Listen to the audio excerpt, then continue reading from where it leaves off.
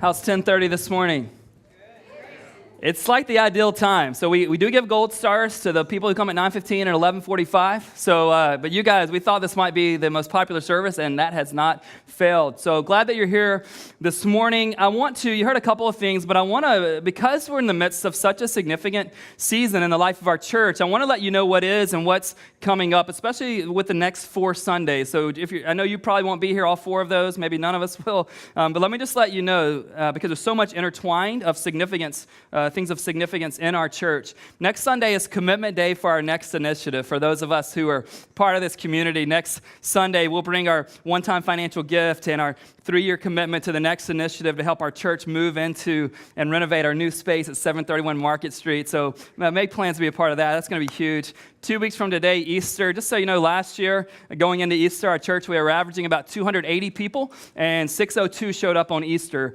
We just finished the month of March averaging 433, and so we don't know what to expect. I feel like it would almost be asking too much for those of you at the 10:30 to come to the 8:30, but if you can, we obviously believe that 9:45 and 11 likely to be over capacity. So if you can do 8:30 or the 12:15, that would be huge. That's 2 weeks from today. The next Sunday following Easter, the 27th, is what we're calling Reveal Day. On that day, I will stand up here and let you know that we collectively, nod your heads when I say this, I'm going to let you know how much we blew by the goal of the next initiative, right? Everybody, is that what I'm going to say? Yeah. Tell me, come on. Tell me today, show me next Sunday. Come on, everybody. And then on the 4th, what you just heard Tim say is going to be our Serve the City Day. And to be honest, all of these things are coming together to make for a really exhausting season for our staff, okay? In the midst of that, Shauna and I, my wife and I, we now have 3 boys playing Little League. So between March 10th and May 31st, next initiative, Easter, Serve the City, and 45 baseball games for our family of 3 boys. That's why we're going for a girl. And she'll play softball, but it'll be different. Here's what I love about all of this kind of being jumbled together. By the way, Mother's Day is the 11th if we were to go 5 Sundays. Don't forget that, okay? But here's why I love that all of it comes together. So we got Easter in the midst of this, like the most significant thing. This is why our church exists. This is why we're doing the building initiative we are. It is not just to get in a cooler space. It is so that more people in our great city might understand who Jesus is, lean into what he has for them, and live out his purposes for their entire lives. And I love this too. So like, all you guys care about is a building. On May 4th, we're not going to be in a building at all. I love that all of this just sort of gets wrapped up together. It's like, yes, we're trying to raise $1.3 million to get more space so that we might have more stories, right, of life change. Easter's going to drop in the middle of that. And then right at the edge of we committed X amount of money, and now we're going to go serve and be the church on mission on a Sunday morning. So I love that it's all wrapped up in this. This is the kind of church we are. You want a snapshot? There is the snapshot, and those are the logistics as well as we move forward. I was reminded of something, again, so significant this week, and here it is. And if you don't get anything else, let me just make sure you get this. No matter you're a church person, done the church thing forever, first time in a church ever right now, let me give you this morning that I was reminded of, and just really hit me again this week. Here it is. There is nothing greater we can do with our lives than to step into what God is up to. There's absolutely nothing greater. If you want to know, like, what's the big idea, Ben, for like your life, your mission, this message, this church, there's nothing greater we could ever do with our lives as individuals, marriages, families, vocations, missions, purposes, church communities, as a city, than to step into what God is up to. You will never finish your life disappointed. No matter how much money you leave on the table, no matter what promotions you turn down, no matter how uncomfortable it may feel, there's nothing greater you will ever do, friends, with your entire lives, we will ever do as a church community than to step into the things that God is up to.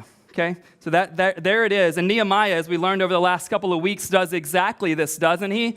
God says to Nehemiah, I know you're in the sweet life of Persia as the cupbearer to the king, but I'm giving you a purpose that I'm downloading on your heart to rebuild the wall in Jerusalem. And Nehemiah, I want you to leave that and go do this thing. I want you, Nehemiah, to step into what I'm up to back home. And he does it. If you have a Bible, we're in Nehemiah 4 today as we continue on in his story. Raise a hand if you need a copy of the scriptures this morning. We would love to give you one. Just keep your hands up. I believe we're on page 256 with our text for today, Nehemiah 4, 15 through 20 for the rest of us. And I hope that you brought your heart into this morning. I want you to bring your thinking mind into this message today as well. I want to encourage you and I want to challenge you to really lean into what God wants for your life. There are lots of ways to explain why we choose life that isn't what God intended for us, but I want to encourage you to set those things aside. Let's lean into what seems impossible. Let's lean into what seems like there's no way God could use me for this. Let's lean into what seems like, oh, I know my past, I can never do that for God. And let's say, yes, we can, and we're willing to do and believe this God who's calling us into whatever he may call us to do. Would you stand with me, Nehemiah 4, 15 through 20. As we said last week, Nehemiah continues to get opposition, and I want you to see his response. Most of us right now in our lives, my guess, many of us in this room right now are distracted by other things that are keeping us off the mission God has for our lives. And we have good distractions and we have great excuses, right? Here's what's going on with Nehemiah as he continues to move forward, the vision God's given him. It says, when our enemies heard that it was known to us and that God had frustrated their plan, we all returned to the wall, each to his work. From that day on, half of my servants worked on construction, and half held the spears, shields, bows, and coats of mail. When I first read this, I'm picturing a USPS guy. He's got coat. I know what the jacket looks like. I know the emblem, and he's just got coats of mail. That's not it, but we'll get there, okay? I know you all knew that already. And the leaders stood behind the whole house of Judah who were building on the wall. Those who carried burdens were loaded in such a way that each labored on the work with one hand and held his weapon with the other. And each of the builders had his sword strapped at his side while he built. The man who sounded the trumpet was beside me. And I said to the nobles and to the officials and to the rest of the people, that's everybody, the work is great and widely spread, and we are separated on the wall, far from one another. In the place where you hear the sound of the trumpet, rally to us there. Our God will fight for us. Have a seat. Let's lean in and learn some things together this morning. Never forget who it is that's leading us in this purpose endeavor and the kind of authority that he has. Never forget who's leading you, right? We cannot say, God is calling me, God is equipping me, God is in this, but oh gosh, what if it can't happen? Never forget who's leading you and what kind of authority that he has. It says that they understood that God had frustrated the plan of the opposition. Nothing and no one can derail us from living out God's purposes unless we willfully take our eyes off of God. They're coming against him. They keep coming against him. They're like, of course, he's going to be thrown off. He's going to be distracted. Nehemiah's like, no. When we understood God was in the midst of this, when we understood that God had frustrated the plan of the opposition, we just continued working. You know what most of us would have done? Just being honest about my own typical experience. I would have tried to reason with them why I'm trying to do a good thing and they need to listen. Sometimes reasoning is great, right? We would try to defend, we would try to explain away, we would try to get in this, okay, maybe you're right, maybe I should. And he's just like, no, when we knew God was frustrating their plan against us, and we knew our plan was the one God had given us, we did not come up with it on our own. We thought, you know what, whose plan are we going to follow? And throughout your life, my life, our church, you will have to answer this question: whose plan do you really want to follow? It's a struggle when people close to you have a plan for you that God doesn't have for you, right? You ever had a mom or dad had a plan for you that God didn't have for you? Ever had a pastor had a plan for you that God didn't have for you? You ever had a spouse, small group leader, coworker? They're like, why would you go do that? Why won't you do this thing? It's more money. It's a better location. It's better hours. It involves more fame. And you're like, well, the reason I won't do that thing is because God's got another thing for me, and I don't care how great it is. I don't want to miss out on his thing. Nehemiah says we went back to work. When you and I can remember who's in control, we can just work towards what he's called us to do. Most of the time, I get distracted because I forget either who's called me to the work or what kind of control and authority he actually has. Because life looks like it's out of control constantly, doesn't it? Like, I can't control this, I can't control that, but we forget just because we can't control it doesn't mean we're not leaning into the one who can control it. And he knows, and he's creative, he's infinitely creative, and he's infinitely wise. And so when he asks us to move into something, he can handle it. Now, at the same time, we don't play the lazy game, right? It's not like, okay, God, you're going to do it. I'm just going to wait. You wake me up when you're done, and I'll just do the victory dance, right? By the same token, we're not going to do all the work and just say, God, we actually don't need you. Do you see what happens with Nehemiah? He says that half of them had the construction job, and half of them had the security detail job, and then, of course, one person had the trumpet blowing job. I just need to ask where you're at. If we're going into war here as Epic Church, and you only got 3 options, okay? You're either a construction team, you're a security detail, or you're the trumpet blower. I need you to represent. Who's on the construction team? Wow. Everyone was like, Ben, this is why we moved to the city. We can't build, we can't afford to build, and we don't have to build. I've got a great landlord. Really, 6 of us on the construction team in a room full. Who's on the security detail protection team? See, you're pulling a 915. You guys, there's only 3 options, okay? And there's only 1 trumpet blower, not 100. Who are the trumpet blowers in the room? And what in the world are the other 85% of you doing? Like, oh, Ben, I'm a city boy. I'm a city girl. I don't do those kinds of things. There are only 3 options. All right. You're ruining all of the illustrations for the sermon. I've got to think about a new one. All right, so none of us are building. None of us are really protecting. And, I'm feeling confident as someone comes in the room this morning. I'm well taken care of. And in some of them, here's what I know. What you guys are waiting for the 4th option, the ones who did both. I mean, the hammer in one hand, the sword in the other. This is fun, right? It's like, it's like this is like Warrior and Bob the Builder all in one, going after it. And what's interesting is he's like, God's doing this for us, but we realize we have a part in this. Their role was to simply do the thing God was calling them to do, and that's what your role is too.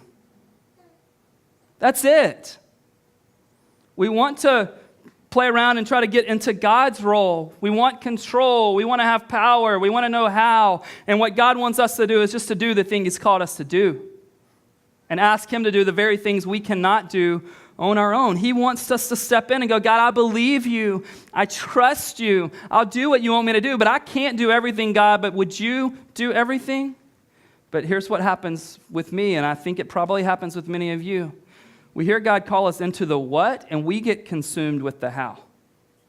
Let me give you a statement. It came to me last night as I was just thinking through this talk, and the statement that's so true in my life, I believe that it's true in your life. Here's the statement. Our faith begins to shrink when we become consumed with the how. Your faith begins to shrink, to shrivel when we become consumed with the how. I'm trying to adopt this girl in India right now.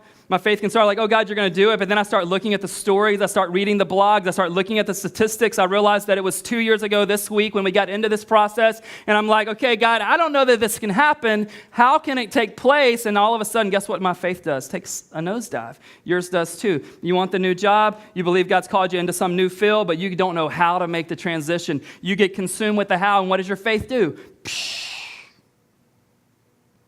Feel like God's calling you and your husband to start bearing children, and doctors are like, this is nearly impossible, and you should go through all the measures to figure out, well, however that is possible, but you get so consumed with the how, and your faith takes a nosedive. This is what happened with this church building for me, the one we're moving into.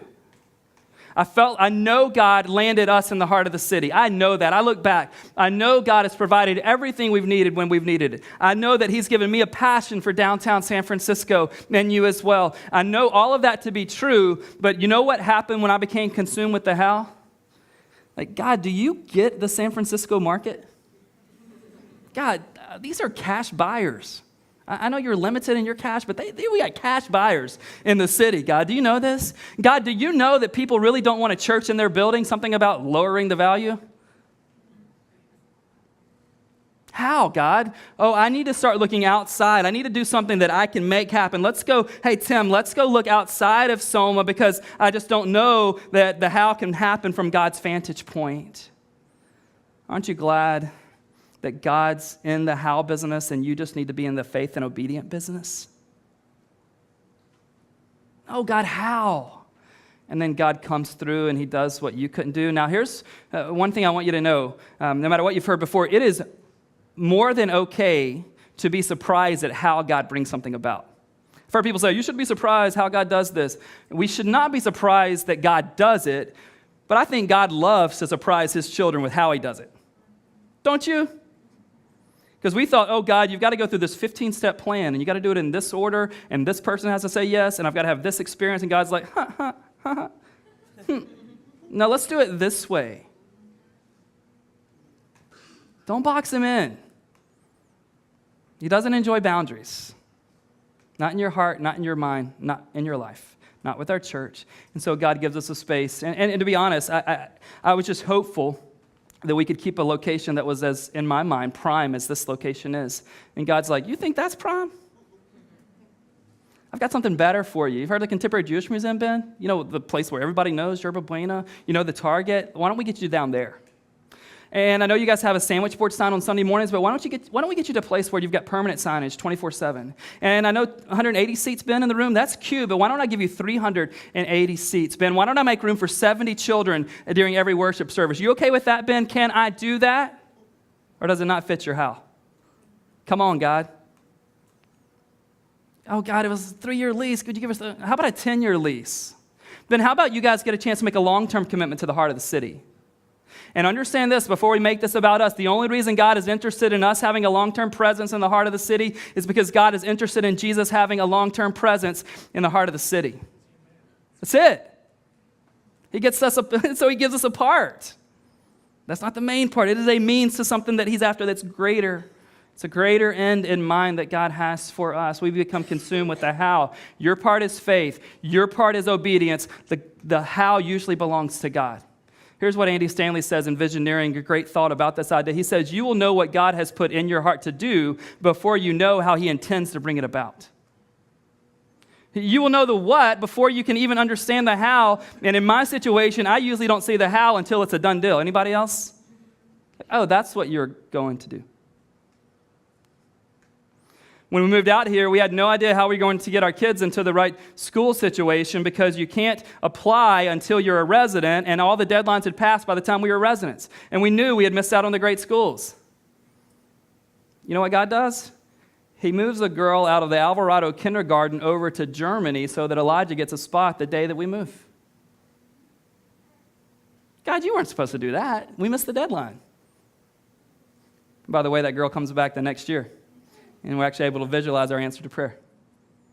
Zoe, thanks for getting off a spot. This is how God used it to get us into this school. Don't be so consumed with the how. So let me ask you this question. Is there anything you know God is calling you to do, but you have absolutely no idea how he intends to pull it off? If you get consumed with the how, you will walk away from it and do something that's much more plausible and sensible and possible. Hear me. When I lose faith, you know what I go after? Only the things that I'm qualified for, can afford, and make sense. Anybody else? Everybody else. But when we get consumed with God and not the how, all of a sudden, all right, God, this sounds crazy, but I'll do it. God, this sounds insane, but we will go for it because we believe you're in this. The how is your thing. We will just exercise faith and obedience. And I love what Nehemiah says to all of these guys. He says in verse 19 to them, the work is great. You know what he's saying to them? And he's saying it's spread out. He's saying this to all his people there. He's saying, guys, there are parts for all of us to play. The work is so spread out. There are many parts all over this wall that need to be rebuilt. Many parts, but one unifying vision. What is it? Nehemiah's, not ours. Nehemiah's. You have a chance to outdo 9:15 here, okay? Rebuild the wall. That's my section. That's your section. This is your thing. This is your part of the construction, but we have one unifying vision. With the next initiative, it's such a huge deal. It scares me, but I love it, and here's why I love it, because I can say to you with full confidence and honesty and integrity, the work is big. It is great, and it is spread out, and everyone gets to play a part.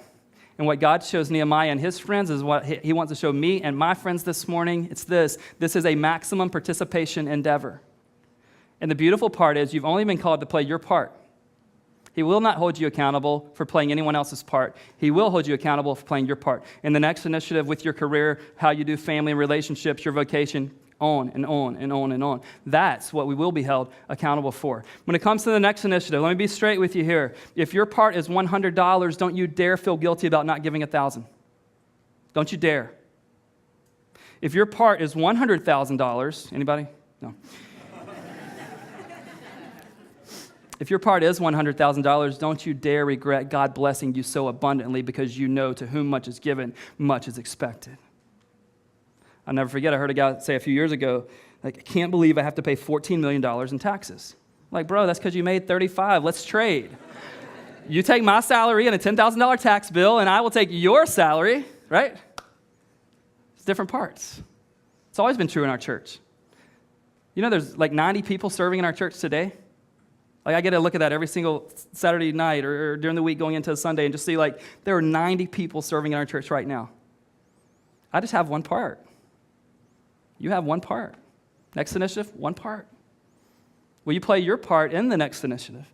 So he's like, the work is spread out. This is a huge deal. And then he says to them, here's where the trumpet blower, whoever you are out there, this is where you come in. In verse 20, in the place where you hear the sound of the trumpet, rally to us there. Our God will fight for us. He's saying the trumpet blower will provide this rallying moment. So we'll all come in. We'll actually leave our individual thing, even though we're working for a collective good. We will leave our individual thing. We will rally, and it will be this significant moment. And you remember, they all have weapons, right? But he doesn't say, make sure you bring your weapons in this rallying moment so that you can fight. He says, in this moment, you won't fight. In this moment, God will fight for us because there are some fights that only God can fight. And there are some jobs that only God can land you. And there are some homes that only God can find, right? Anybody live in one of those homes? Like, Ben, the Craigslist deal, I tried it. And you should try it, right? They have weapons. They're doing their parts. Friends, if you want to live for God's purposes, there will be some things that all you can do is surrender and go, okay, God, this one's yours.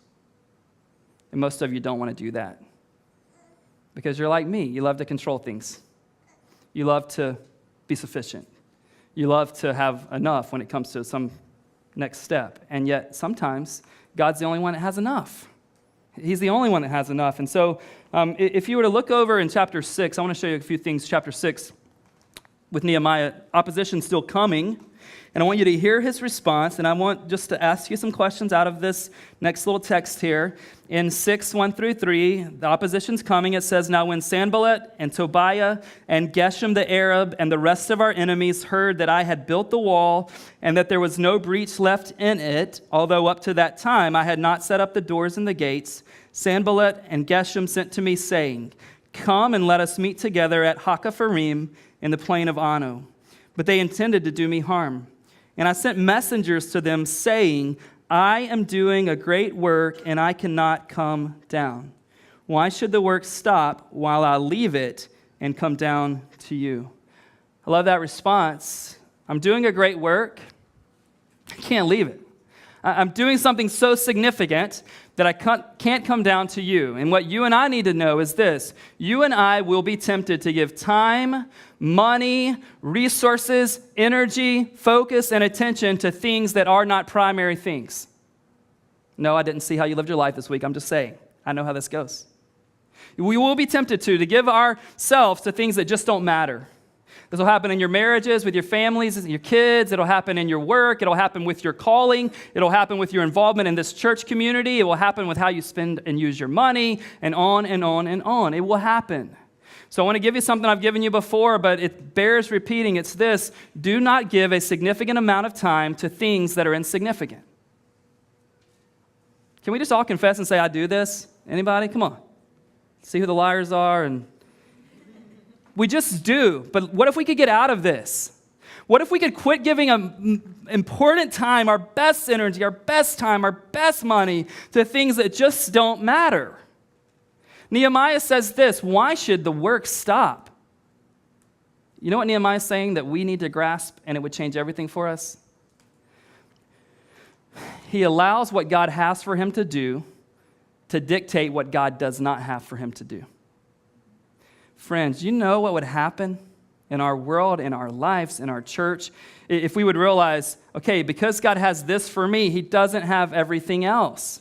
Shauna and I were at a conference this week with some friends, and we were driving back yesterday just talking about what we're learning, and said, you know what, I know I need to do this. This is what God has for me, so I need to do this, I need to do this. And we just said, you know what, that is absolutely true, but this won't happen with maximum effectiveness unless we say no to all of this.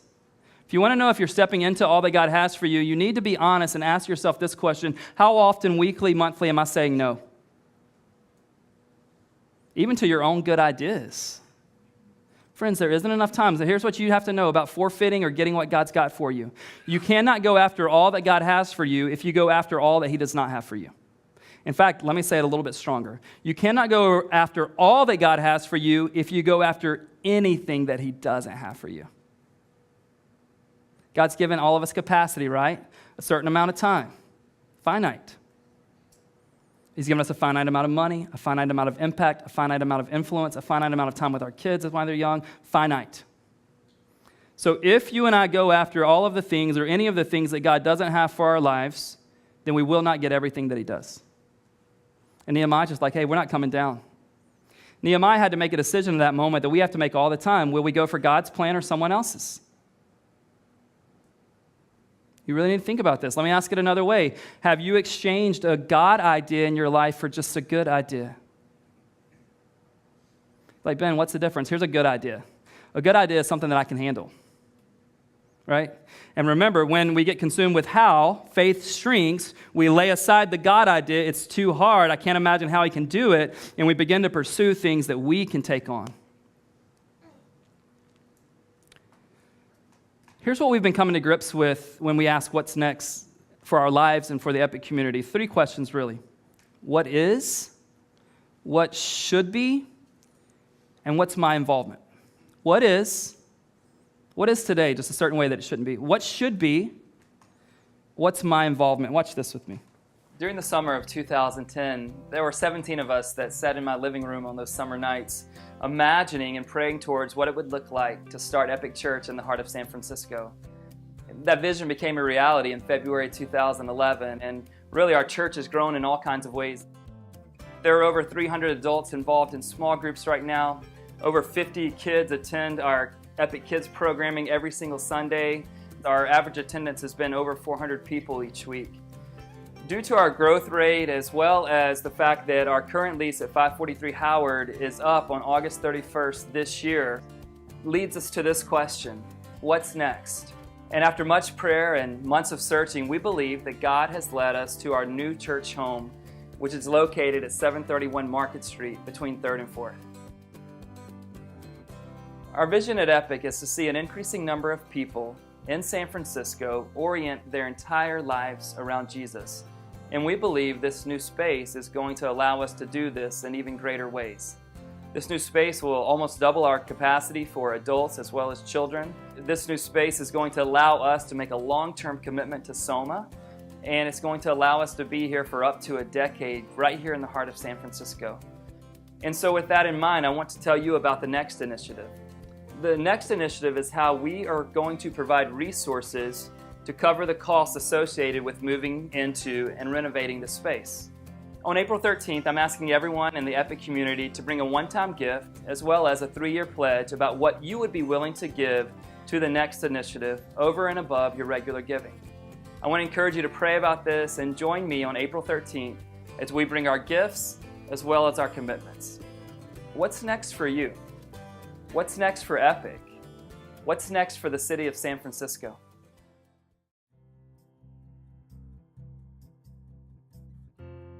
When we moved in the late summer of 2011, one of my primary goals was to find a new church home. As the fall wrapped up, I hadn't found any place that felt like a church home. And we went back east for the holidays, and I said, listen, Lord, I don't know where else to look. And I think in the pile of mail that had accumulated while we were away, I found postcard inviting us to Epic. That's first Sunday. I walked into Epic. First song the band sang was my favorite contemporary Christian song, and by the time I left there, I knew this is where we belong.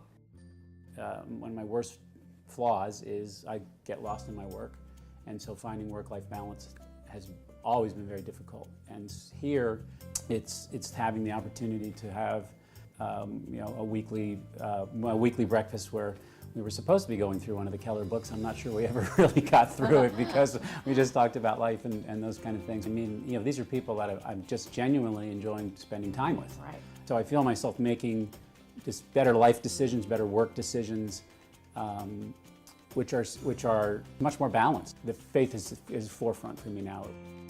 God put someone in a lunchtime small group I was in, who I really kind of walked away realizing that she could use a person in her life for support, and she gives to me, I give to her. I think, it's really been wonderful, and it's really been an opportunity to grow in a one-on-one way that I hadn't really had before. We've both come to realize that a large part of why God put us here is for us to be a part of what's going on at Epic Church. I'm really looking forward to seeing how that plays out. I know there'll be a point down the road where we'll say, you know what, that was it.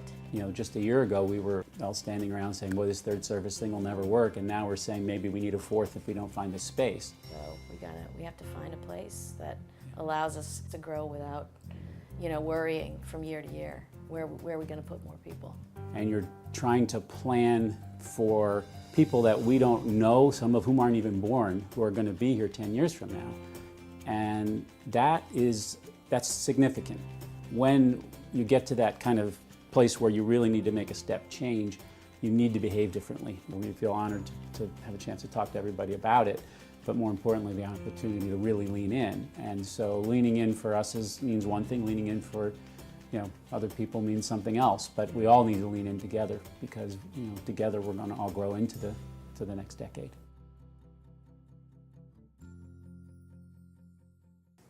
So well said.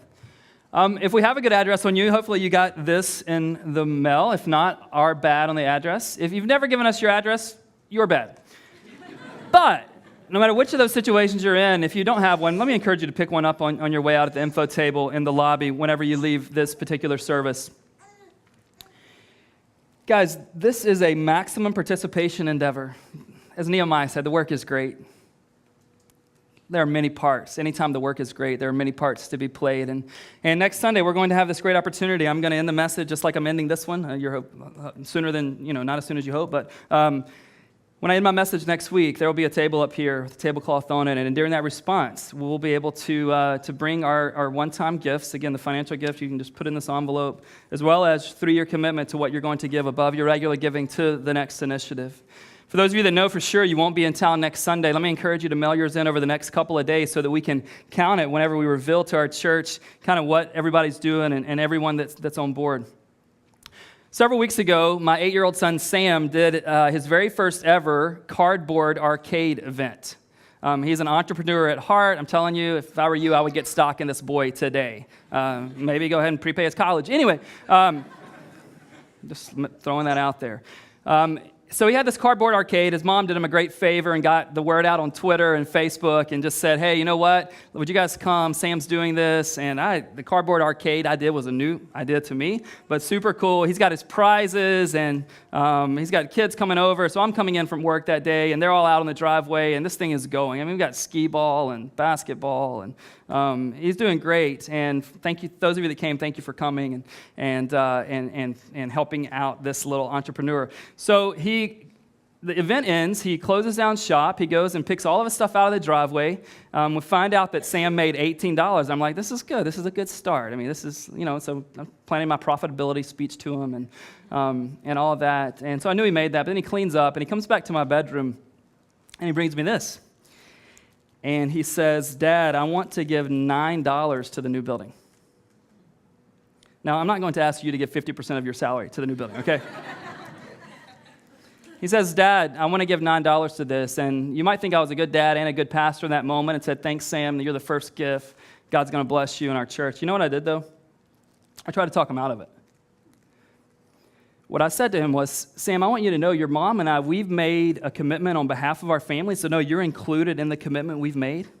But you don't need to give your money. We've made a real significant commitment. We're giving more than we've ever given to any kind of initiative like this, and I just want you to know that we're including you guys in this.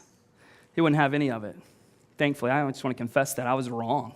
You know what he said to me? He said, Dad, before I made $1, I determined that whatever I did make, I was going to give half of it to this building.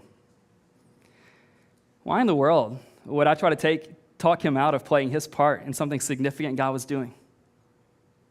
Why in the world would I feel bad or try to talk you or I out of playing our part in what God is doing? Why would I encourage us not to give up something to play a significant role in this? Why in the world? I can't do that. I don't want to do a disservice to my children. I don't want to do a disservice to you. This kid is 8 years old, and this lease is up. He's 18. He's paying it forward. He knows the significant things that have happened in the few short years we've been here as a church, and he knows what might happen in the days to come. It's been amazing to have those kind of conversations. And I almost kept him from establishing a pattern that will make a huge difference in his life, no matter how incredible his future may be as a world changer. I almost took him and tried to turn him into somehow a greedy person or a stingy person. I don't want to do that for him, and I don't want to do it for you. There's a part for every one of us to play. Let me let you know about a few parts that have already been committed to this thing. Our 6 staff families, as well as 30 other leader units, have already made an advanced commitment to the next initiative. I call us units because some of us are single, some of us are couples with no children, and some of us are couples with children. So when you look at that total, there are 36 of us that have made a commitment already to this, an advanced commitment to the next initiative. And when you think about our monthly attendees here at Epic, that's probably about 15% of our church that has made this commitment. But I want to encourage you by letting you know that these 36 leader units in our church have in advance committed to $664,998.